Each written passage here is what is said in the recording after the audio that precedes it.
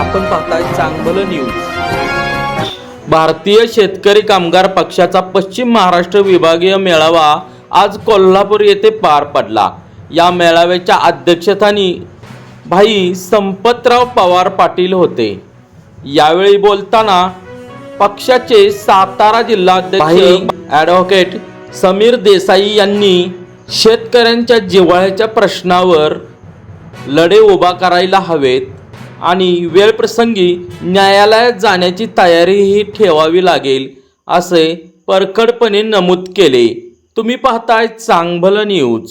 साखर जी विकली जाते त्याचा 83% उपभोक्ता हा कमर्शियल आहे, जसं की cold drinks, food industry, pharma industry, हॉटेलवर। घरगुती यूज साठी म्हणजे घरगुती वापरासाठी साखर फक्त 17% वापरली जाते। 17%ला एक जर दर वेगळा ठेवला आणि 83% वाल्यांना जर दर वेगळा ठेवला, मी म्हणतो 83% वाले जे पेप्सी कोला वगैरे आहेत त्यांना जर 70 रुपये किलो साखर दिली तर त्यांना परवडणार आहे।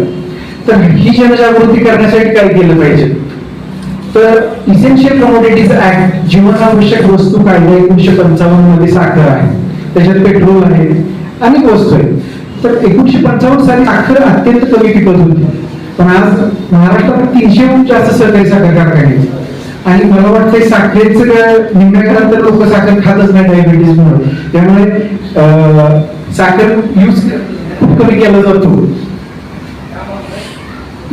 1955च्या ऍक्ट मध्ये जर बदल केला आपण, त्यासाठी शुगर कंट्रोल ऍक्ट 1966 मध्ये पण बदल केला पाहिजे।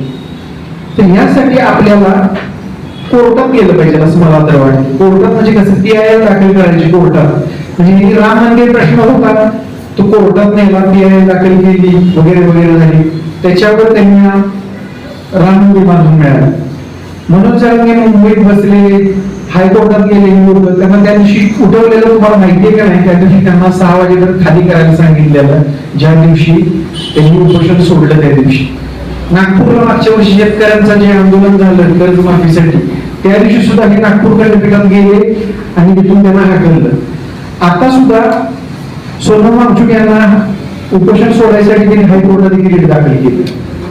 तर हा प्रश्न आपण जर सुप्रीम कोर्टात गेलो, भाईंनी जयंतीने जर आपल्याला चांगली मदत करून चांगला वकील जर दिला आणि आपण जर ते जर सुप्रीम कोर्टात मांडलं आणि त्याच्या आधी घरोघरी किंवा गावोगावी जाऊन आपण हे शेतकऱ्यांना कसं लुबाडलं जाते, आता जे काही शेतकऱ्यांचे नेते आहेत ते आपल्याला काय सांगतात, FRP, वजन काटा, तत्सम काय असेल ते, तर हे किती दिवस चालणार ना FRPचा हे वजन काटा हे झालं, कारखान्याला जर दिला नाही, जर आपल्याला 70 रुपये किलो जर नुसती साखर गेली तर आपल्याला 5000 काय 6000 सुद्धा दर मिळेल।